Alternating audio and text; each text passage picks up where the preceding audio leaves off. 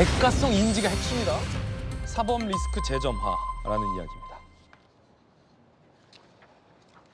관건은 이재명 대표를 상대로 검찰이 이 건으로 영장을 또 청구할 거냐 아니냐, 그때 이재명 대표는 불체포 특권을 행사할 거냐 아니냐, 영장 실질심사에 가서 구속이 되느냐 아니냐, 뭐 이런 것 아니겠습니까?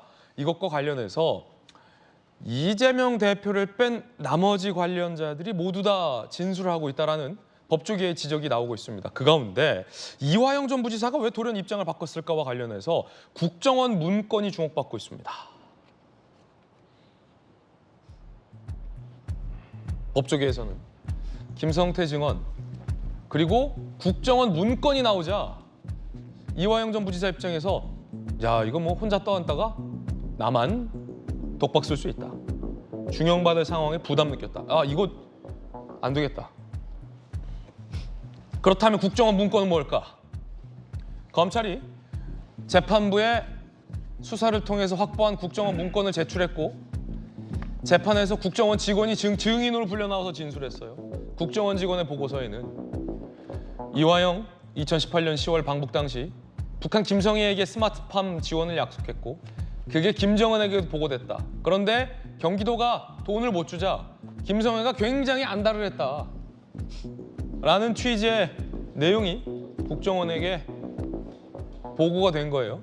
국정원 직원이 보고서로 작성한 거예요. 김정은에게 보고된 사안이기 때문에 북한이 그렇게 이화영 전 부지사에게 채근을 하고 질책을 했던 거죠. 국정원 직원은 재판에 나와서 안부수에게 들은 대로 보고서를 작성했다. 안부수의 진술이 맞다라고 시인을 했습니다. 결과적으로 이 의혹은 대한민국 국정원까지 파악해서 보고서로 보고가 됐던 사안이라는 의미이기도 합니다. 자, 그렇게도 한다면 김영주 의원님, 예. 이재명 대표는 알았나요? 몰랐나요? 입장을 안 밝히시는데. 글쎄요, 지금 이제 뭐 알았나 몰랐나까지를 지금 현재로 우리가 뭐 알았다 모르겠다 이렇게 딱 적응하기는 어렵겠지만 실제로 김성태에 의하면 여러 차례 전화 시도를 했고 또 여러 가지 어떤 최소한의 이재명 대표가 방북에 대한 의사를 표명했고 또 스마트팜이라고 하는 사업 자체가 경기도 의회에 예산 통과를 신청한 만큼 이 사안에 대해서 대북과 접근하고 있다는 걸 모를 리가 없지 않습니까? 다만 그 방법론에 있어서 합법적 방법으로 해라고 했는데 왜 이런 일이 있는지 모르겠다 이렇게 이재명 대표가 얘기할 가능성은 있지만 큰 틀에서 보면 모를 수가 없다. 다만 예를 들면 국정원에서 어떤 뭐 안부수 아태평화 그 위원장을 통해서 진술을 확보했는지는 모르겠습니다만은 예컨대 쪼개기 형식으로 심양에서 돈을 갖고 나갔다든지 또 필리핀의 카지노를 통해서 우회로 송금했다든지 이런 부분까지는 내가 지시한 사항이 없다. 이렇게 부분적으로 꼬리 자를 수는 있지만 큰 틀의 의미에서 이 사안 전체에 대해서 보고를 전혀 안 받았다거나 몰랐다거나 이렇게 주장하기는 어려운 상태로 가고 있지 않느냐. 더군다나 지금 최근에 이화영 전 평화부지사가 그동안에는 완전히 입을 다물고 모르쇠로 일관하다가 서서히 입을 열기 시작했다라고 하는 부분은 어쨌든 김성태, 이화영 두 사람이 또 안부수는 이미 여러 차례 자기 이야기를 한 상태고요. 예. 그럼 그 3자가 동일하게 예컨대 이재명 당시 경기도지사가 알고 있다고 얘기하면 이것은 소위 빼도 박도 못하는 안다라고 볼 수밖에 없는 재판부 입장에서 그런 상황으로 가고 있지 않느냐 예. 그렇게 보여집니다. 자, 보세요. 지금 현재 스코어가 어떻게 되냐면 박정호 의원님. 네. 김성태 전 회장은 시인을 했어요. 네. 일관된 내용으로. 경기도가 내야 할 돈 우리가 대신 내줬다. 1. 안부수 아태평화 교류협회 회장도 증언에서 나와서 이화영이 약속한 비용 경기도가 못 주니까 북한이 난처해했고 쌍방울이 경기도 대신 지급했다라고 법정에서 진술했어요. 네. 그리고 국정원 직원이 나와서 우리가 그때 파악한 바도 안부수 회장의 진술이 맞다. 네. 라는 국정원 보고서까지 나왔어요. 입을 다물고 있던 이화영 전 부지사가 이걸 보면서 쌍방울 쪽에서 비용을 내주기로 얘기됐다라는 취지의 내용을 이재명 대표에게 보고했다고까지 얘기를 했어요. 네. 그런데 현재 민주당은 검찰이 조작하고 있다고 말하고 있습니다. 그러고 있죠. 이거 어떻게 봐야 됩니까? 지금 쭉 설명 주시고 왜 또 물어봐요? 액면 그대로 보시면 되는 거죠. 민주당이 또 정치 공세화하는 거죠. 그러니까 이화영 전 부지사가 사실은 1년 가까이 혼자 오롯이 버텨왔어요. 그 전에 김성태 전 회장 전 그 동남아 피신에 있다가 압송이 됐잖아요. 그래서 이제 불기 시작했고 안부수 아태평화협의회 회장도 불었고 이 얘기 다 했는데 이화영 전 부지사 혼자 오롯이 버티고 있다가 이제는 도저히 버틸 수 없는 상황이 돼버린 거예요. 그리고 본인이 어떤 심경이 왔는지 모르겠지만 이러다가 국정원 문건까지 확인이 되고 국정원 직원도 그런 문건 만들어 그게 예. 사실이라고 인정해서 재판부에 얘기한 이 상황에서 더 버티다간 도저히 안 되겠구나라고 해서 심지어 일부 보도에 의하면은 이재명 대표에게 당시에 이재명 그 지사에게 두 번에 대해서 보고를 했고 이 건에 대해서 이재명 당시 지사가 알았다라고 답을 했다는 보도도 있어요. 그러니까 이게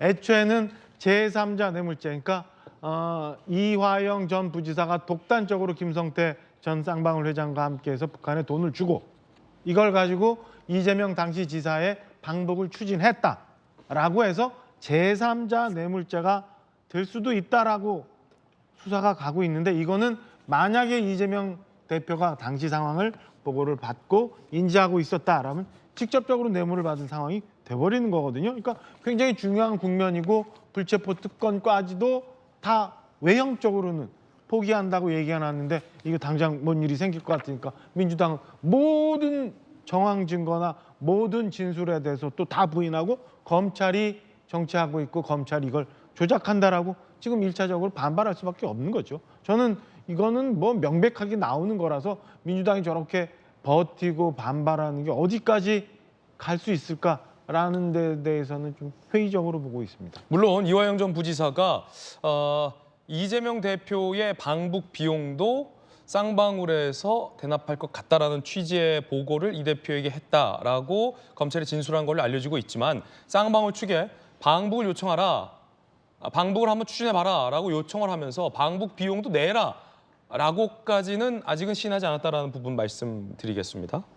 자, 그렇게 되면 이재명 대표 쪽에서는 뭐 몰랐다라는 취지의 부인을 계속하고 있는데 그 국정원도 그때 알고 있었던 사안을 이재명 대표만 모르게 된 얘기가 되잖아요. 예를 들어서 이화영, 김성태, 안부수, 하다못해 국정원도 다 알고 있었는데 도지사는 몰랐다. 이렇게 되는 거죠. 그러니까 어차피 우리 앵커께서 처음에 질문을 했던 것이 사실 이재명 대표를 이번에 기소할 것인가, 영장을 7, 8월에 칠 것인가 말 것인가에 대한 물음이었지 않습니까? 저는 7월이든 8월이든 윤석열 정부는 무조건 이재명 잡아 넣으려고 할 거기 때문에 무조건 7월 8월이 중요한 게 아니라고 생각을 합니다. 이거 말고 이것도 안 되면 딴 거 칠 거고 딴 거 안 되면 또 딴 거 칠 겁니다. 이 정부 검찰은 이미 권력의 밑에 들어가기 때문에 저희는 그렇게 보고 있어가지고 그 문제는 문제도 아니라고 보고 있고 이미 그 이재명 대표는 어떻게든 영장 청구를 할 거라고 보고 있어요. 사실 이거는 또 다른 여담이라고 보고 있는 거고 예. 이재명 대표가 제3자 뇌물죄로 지금 기소가 되냐 마냐 영장을 치냐 마냐 이거를 하는데 이재명 대표가 뇌물을 받을 거면 국민의힘처럼 아들 통해서 50억 이렇게 받죠. 왜 그 돈을 북한에다 줍니까?